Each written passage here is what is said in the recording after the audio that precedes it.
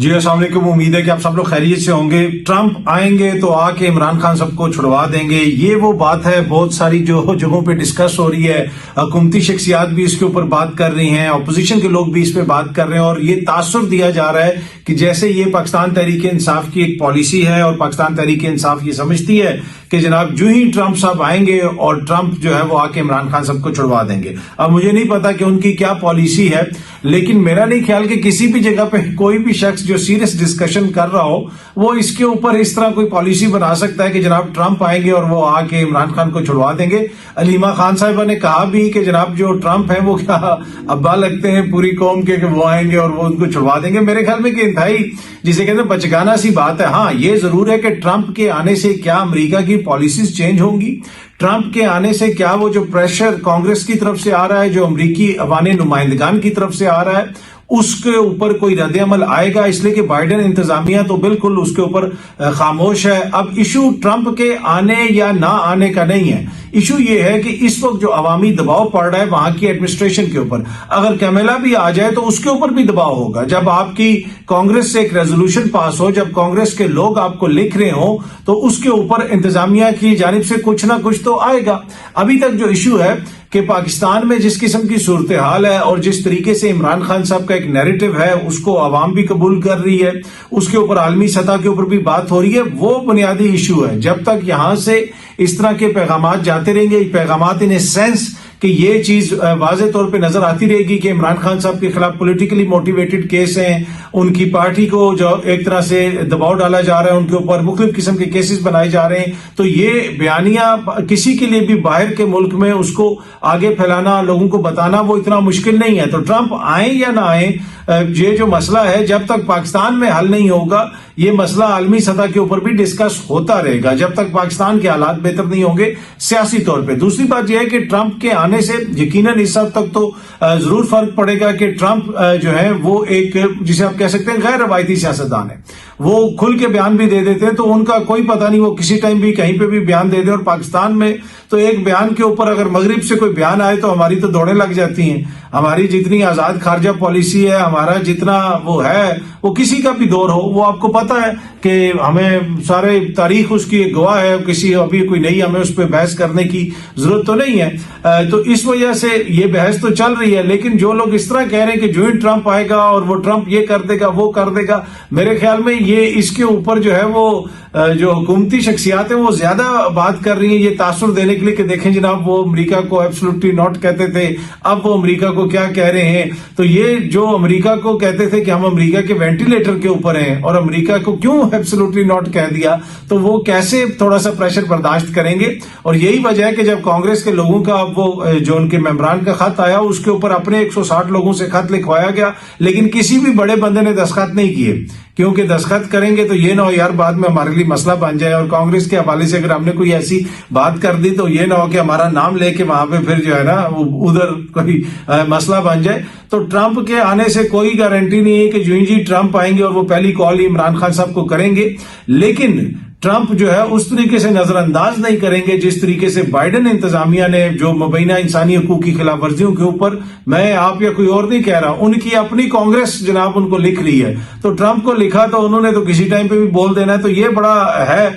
لیکن مسائل جو بھی حل ہونے وہ تو پاکستان میں ہی حل ہونے، ٹرمپ کے آنے سے کتنا فرق پڑے گا وہ تو اگر وہ آتے ہیں تو ہم دیکھ لیں گے۔ دوسری بات یہ ہے کہ ٹرمپ کے آج کل ایک مشیر ہمیں بہت نظر آ رہے ہیں پاکستانی میڈیا پہ، اور وہ جس طرح کی باتیں کرتے ہیں وہ لگتا تو ایسے ہے کہ گوال منڈی میں الیکشن لڑنا ہے ٹرمپ نے، وہ پھپھی کا بیٹا، یہ وہ لگا اس طرح کہ یہ جیسے ٹرمپ کے ووٹر جو ہیں وہ گوال منڈی میں کافی زیادہ ہیں اور پاکستان کے دیہی علاقوں میں کافی زیادہ، یہاں سے انہوں نے ووٹ ڈالنے اور انہوں نے کنونس کرنا ہے، اور ویسے بھی لوگ یہ کوشچن کر رہے ہیں کہ اتنا امپورٹنٹ الیکشن وہاں پہ ہو رہا ہے تو یہ اتنے امپورٹنٹ مشیر جو ہیں یہ پاکستانی میڈیا پہ بٹھا کے کون سی آڈینس کو کنونس کر رہے ہیں، یہ دنیا کو بتا رہے ہیں کہ عمران خان بہت برا ہے۔ بھائی عمران خان تو امریکہ کے الیکشن کا مسئلہ نہیں ہے، اصل مسئلہ تو وہاں پہ جو ٹرمپ اور کیملا کا مقابلہ ہو رہا ہے وہاں پہ ہے۔ پر اینی وے ہو سکتا ہے پریزیڈنٹ ٹرمپ نے ان کی ذمہ داری لگائی ہو کہ آپ مختلف چینلز پہ پاکستان میں بیٹھ کے کم از کم گوال منڈی کے جو ووٹرز ہیں ان کو کنونس کریں۔ اچھا جی، اگر آپ پاکستان آ جائیں تو سیاسی مقدمات کی بات کریں تو عاطف خان صاحب کو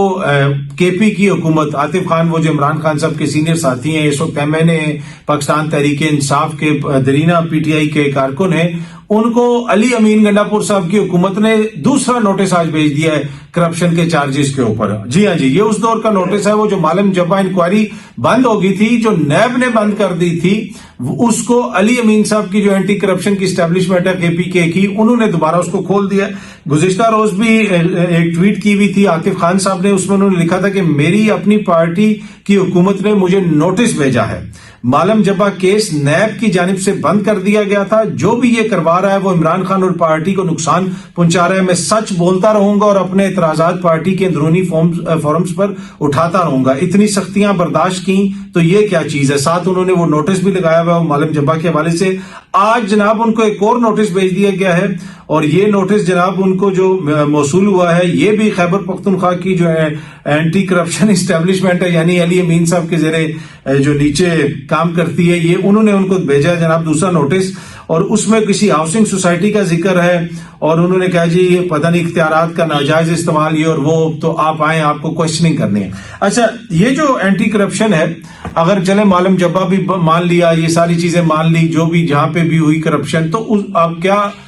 کبھی خیبر پختونخوا میں پرویز خٹک صاحب کی بھی حکومت تھی, وہ بھی چیف منسٹر تھے, کوئی ان کے دور کا سکینڈل نظر نہیں آیا. محمود خان جو عمران خان کو چھوڑ کے چلا گیا وہ چیف منسٹر تھا, اگر انہوں نے کوئی اختیارات کا ناجائز استعمال کیا تھا تو اوپر چیف منسٹر بھی تو بیٹھا ہوا تھا, کیا اس کو کوئی نوٹس بھیجا گیا, کیا اس سے کچھ پوچھا گیا؟ جو بھی بندے وہاں پہ جو ہے تحریک انصاف والوں کو چھوڑ کے گئے, کیا ان کو کسی کو نوٹس بھیجا گیا؟ جو ان کے سیاسی مخالف ہیں, کیا انہوں نے, جن کو یہ ایزی لوڈ کہتے ہیں, کیا ان کی کوئی کرپشن ان کے سامنے نہیں آئی, ان کو کوئی نوٹس بھیجا گیا؟ علی امین کو ملا تو اس نے 2 دنوں میں 2 نوٹس جو ہیں وہ عاطف خان کو بھیج دیے اور اپنی جماعت کے لوگوں کو بھیج دیے. اب جو بھی ہے وہ تحقیقات ہوں گی, ہم یہ نہیں کہہ رہے کہ یہ کوئی بے گناہ ہے یا وہ قصوروار ہے, لیکن سوچنے سمجھنے کی بات ہے کہ علی امین جس نے وہ SHO بھی تبدیل نہیں کیے, جو ان کی پارٹی کے رہنماؤں کو گھسیٹتے رہے, ایک SHO انہوں نے تعینات کر دیا, یہ میں آپ کو خبر دے رہا ہوں, ایک SHO انہوں نے تعینات کر دیا. ابھی ان کی صوبائی کابینہ کے اندر جو ایک وزیر ہے اس کو وہ SHO گھسیٹتا رہا,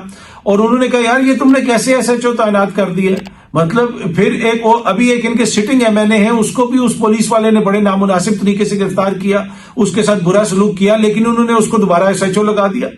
تو اس کے اوپر انہوں نے اعتراض کیا, اور ان کا ایک سٹنگ منسٹر ہے اس نے اعتراض کیا. کیا اس SHO کو کوئی انہوں نے نوٹس بھیجا کہ بھائی آپ لوگوں کے گھروں میں اس طرح گئے تھے یا یہ ہوا تھا؟ لیکن عاطف خان صاحب کو علی امین صاحب نے نوٹس بھیج دیا ہے. اب دیکھتے ہیں جناب آگے کیا ہوتا ہے. عاطف خان صاحب نے تو کہا ہے کہ جناب یہ نیب نے انکوائری بند کر دی تھی اور پہلے بھی بڑی سختیاں جھیلی ہیں,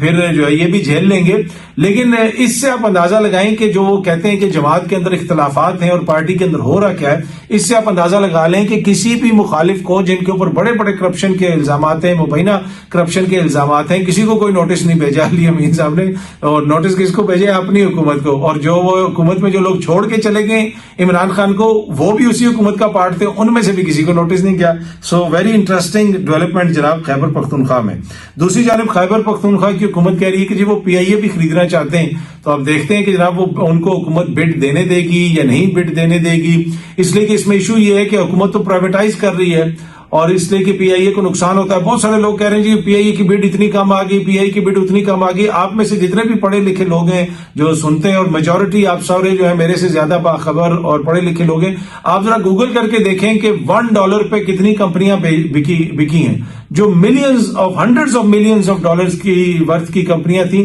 وہ $1 پہ ہاتھ ایکسچینج کرتی ہیں. وہ اس لیے ایکسچینج کرتی ہیں کہ اصل ایشو یہ ہوتا ہے کہ ان کے اوپر لائبلٹیز کتنی زیادہ ہیں. PIA کے اوپر ابھی 800-900 ارب روپے کی لائبلٹی ہے, 800-900 ارب.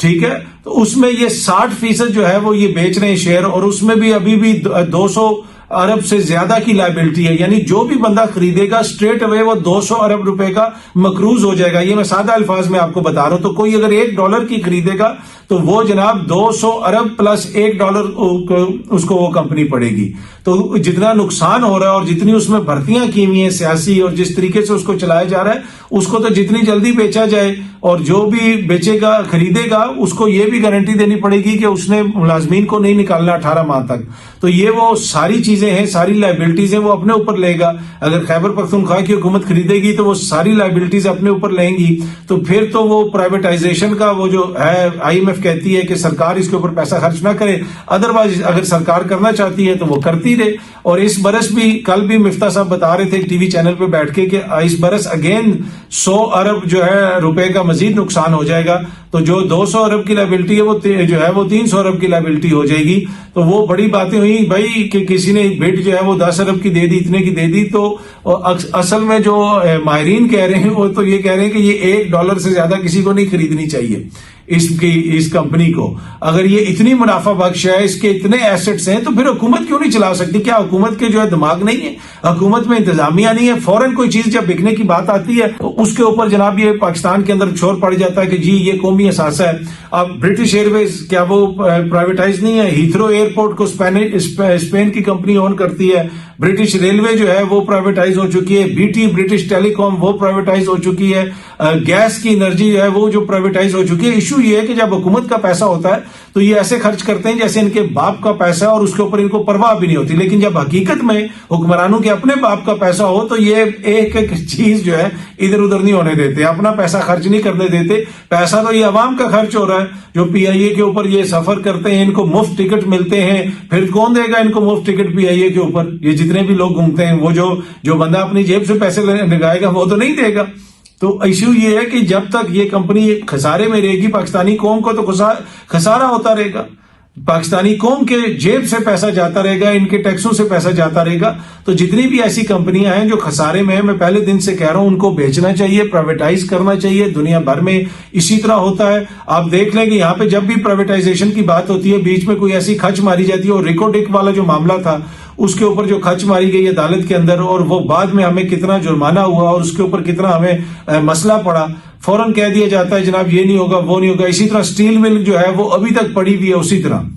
اسی طرح سٹیل مل پڑی ہوئی ہے, وہ جناب وہ چل نہیں رہی ہے, اور وہ بھی اگین نقصان ہو رہا ہے. تو مسئلہ یہ ہے کہ اگر آپ نے چیزوں کو آگے چلانا ہے, اکانومی کو آگے چلانا ہے, تو پرائیویٹ سیکٹر کے ساتھ آپ کو پارٹنرشپ کرنی پڑے گی. اور حالت یہ ہے حکومت کی کہ جناب انہوں نے پتہ نہیں کتنے $1 ملین دے کے پی آئی اے کو جو بیچنے کا یہ سارا انتظام کیا. کوئی کمپنی نہیں آئی باہر سے خریدنے کے لیے, کسی مطلب وہ 5-6 جن کو انہوں نے کوالیفائی کیا انہوں نے انکار کر دیا. صرف ایک کمپنی کی بڈ آئی ہے, صرف ایک کمپنی کی بڈ آئی, باقی کسی نے بڈ ہی نہیں دی. تو پی آئی اے کو آپ دیکھتے ہیں جناب کون خریدتا ہے, یہ کون نہیں خریدتا. اور یہ جو سارا عمل ہوا ہے جس میں حکومت کی جانب سے ملینز آف ڈالر خرچ کیے گئے, کیا اس کے اوپر کوئی پوچھے گا؟ کیا کوئی پرائیویٹ کمپنی کبھی اس طرح کرتی؟ اس لیے کہ کسی کی جیب سے پیسہ نہیں گیا.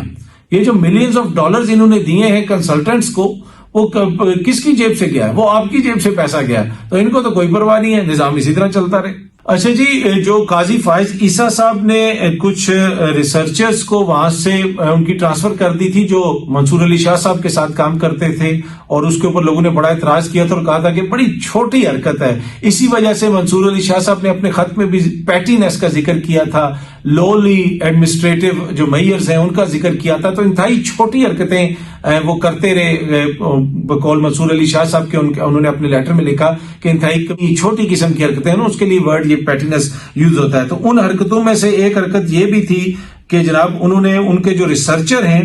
ان کو واپس بھیج دیا تھا. اب جو ہے جسٹس یحییٰ آفریدی صاحب نے وہ جو قاضی فائز عیسیٰ صاحب کی بقول منصور علی شاہ صاحب کے وہ پیٹینس والی حرکت اس میں ہمیں نظر آتی تھی, وہ اس کو ریورس کر دیا ہے, اور اب وہ لوگ بھی جو ہے واپس سپریم کورٹ آف پاکستان میں آ جائیں گے. اور بغیر نوٹس کے, بغیر منصور علی شاہ صاحب کو بتائے ہوئے وہ حرکت کی گئی تھی. تو انتہائی ونڈکٹیو قسم کی اس میں نظر آ رہا تھا کہ جیسے وہ ان کو کوئی غصہ ہے منصور علی شاہ صاحب پہ, اور جس طرح کی انہوں نے حرکت کی تھی. پر اینی وے تو بہت سارے جو میئرز تھے قاضی فائز عیسیٰ صاحب نے اس طرح کے لیے تھے, وہ ریورس کر دی ہیں یحییٰ آفریدی صاحب نے, اور یہ بھی ان میں سے ایک جو ہے حرکت تھی قاضی فائز عیسیٰ صاحب کی جس کو ریورس کیا ہے یحییٰ آفریدی صاحب نے. اچھا جی, آج میں ایکسپریس پڑھ رہا تھا صبح اٹھ کے, جب اخبارات پڑھتے ہیں 2-3 کوشش ہوتی ہے کہ تھوڑے سے دیکھا جائے کیا ہو رہا ہے پاکستان میں. تو بہت کچھ ہی چل رہا ہے. تو ایک اس میں یہ چھپا ہوا تھا اداریہ سا, یا آپ اس کو کالم کہہ سکتے ہیں, بلاگ کہہ سکتے ہیں, کہ اسرائیل کے خلاف مصر کی خاموش تیاریاں. اس میں ذکر ہے جناب کہ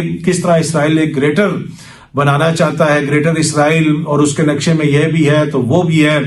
اور سب کو جو ہے وہ جس طریقے سے آپ اسرائیل کی انتہا پسندی سے تو کوئی انکار نہیں کر سکتا نا، جس قسم کی حرکتیں وہ کر رہے ہیں، تو میرا نہیں خیال کہ مذہب کے نام پہ اتنی زیادہ انتہا پسندی دنیا میں کہیں پہ ہوئی ہوگی جتنی جو ہے یہ اسرائیل میں ہے، اور جس طرح وہ لوگوں کا قتل عام کر رہے ہیں فلسطین میں وہ بھی سب کے سامنے ہے۔ تو اس میں تو کوئی دو رائے نہیں کہ ان کا کوئی منصوبہ ہو سکتا ہے کہ جی 35,000 سال پہلے وہ زمین بھی ہماری تھی لہذا وہ بھی ہمیں دے دو، تو وہ تو ان کا تو انتہا پسندی کی کوئی لمٹ نہیں ہے۔ لیکن اس میں جو ذکر کیا گیا کہ جی مصر جو ہے وہ پہلے اس کے پاس پرانے ہتھیار تھے اور اب جو ہے وہ وہاں پہ جو حکومت ہے غالباً جنرل سیسی ان کا جو ہے وہ جو ہے سربراہ، وہ جناب اب نئی وہاں پہ اسلحہ خریدا جا رہا ہے، یہ ہو رہا ہے وہ ہو رہا ہے، اور مصر کے جو ہے خاموش تیاریاں کر رہا ہے جناب اسرائیل کے خلاف۔ بھائی مصر میں جو ہے وہاں پہ ٹاؤٹوں کی حکومت ہے، انہوں نے اگر کچھ کرنا ہوتا تو وہ غزہ میں آج تک انہوں نے کتنا ہیلپ کی ہے، وہ عوامی نمائندہ حکومت تھوڑی ہے وہاں پہ تو ایک جبر کا نظام ہے، وہاں پہ وہ جس طریقے سے حکومت پہ قبضہ کر کے بیٹھے ہوئے ہیں، جو صدر وہاں کا جیتا ہوا تھا مرسی، اس کو انہوں نے مروا دیا جیل کے اندر ہی بیچارے کو قید رکھ کے۔ تو مصر سے اگر کوئی اتنی امید لگا کے بیٹھا ہوا ہے کہ مصر کوئی کرے گا، بھائی مصر کا جو کردار ہے وہ تو غزہ میں سپلائی نہیں جانے دیتا، وہ تو ادھر سے جو ہے ان کا بارڈر ساتھ لگتا ہے وہ اس کو نہیں کھولتا، تو مصر میں کوئی جو ہے عوامی حقیقی نمائندہ حکومت تھوڑی ہے۔ یہی وجہ ہے کہ عرب ممالک آپ جتنے بھی دیکھ لیں وہاں پہ جو ہے آپ کو اس طرح کی حکومت کی جانب سے وہ زیادہ ہل جل نظر نہیں آتی ہے، آلدو کہ اسٹریٹ کے اوپر بہت زیادہ پریشر ہے،